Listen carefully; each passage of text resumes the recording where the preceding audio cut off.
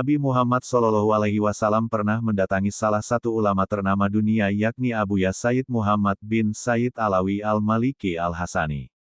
Dalam perjumpaan tersebut, Rasulullah SAW menyebut nama Indonesia sekaligus mengatakan kecintaannya kepada umatnya yang berasal dari Indonesia.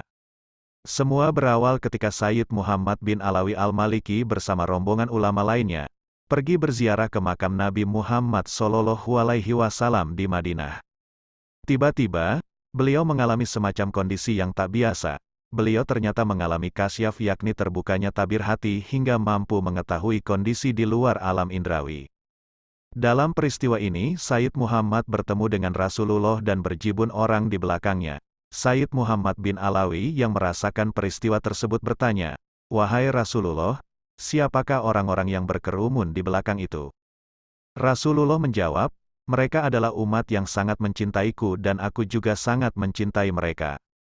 Sayyid Muhammad kembali bertanya, "Dari mana mereka berasal, wahai Rasulullah?" "Indonesia," pungkas Rasulullah. Berkaitan dengan Indonesia, ternyata ada sebagian yang meyakini bahwa rombongan sahabat Nabi Muhammad SAW sebelum hijrah ke Madinah pernah singgah ke Indonesia.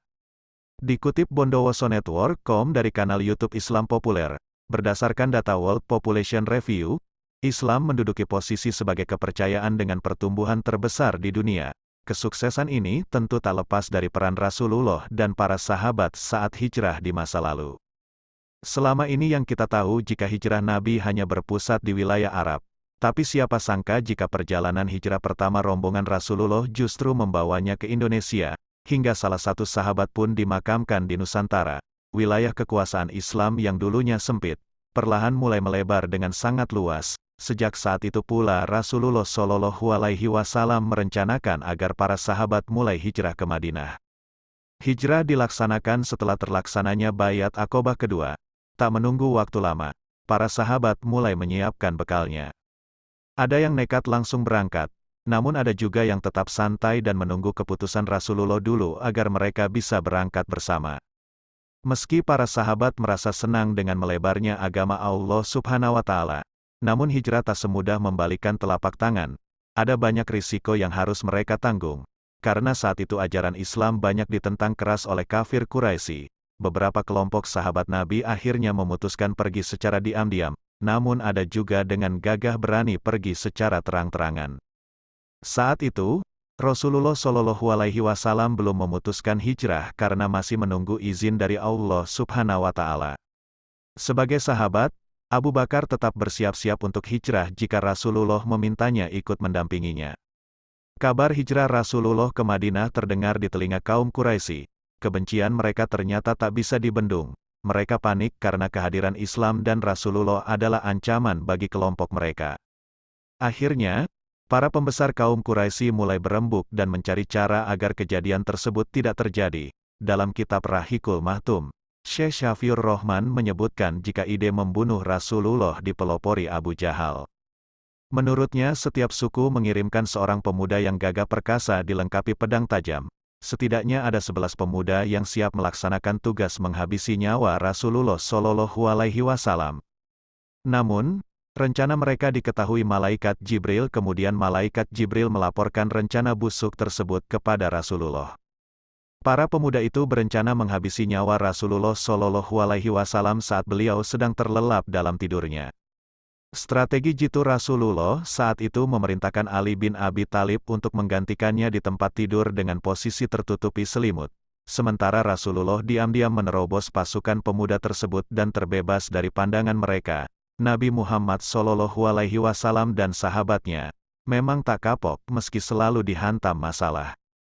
Sebelum hijrah ke Yasrib Madinah, ternyata Rasulullah pertama kali melakukan hijrah ke Habsah yang kini dikenal dengan nama Ethiopia.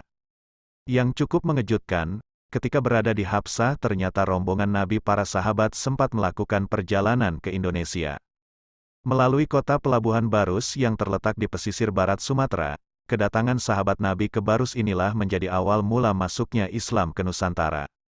Alasan hijrahnya sahabat Rasulullah ke Ethiopia, karena kafir Quraisy semakin melawan dan melukai para sahabat, dipimpin Ja'far bin Abi Thalib mereka pun akhirnya bertolak ke Habsah.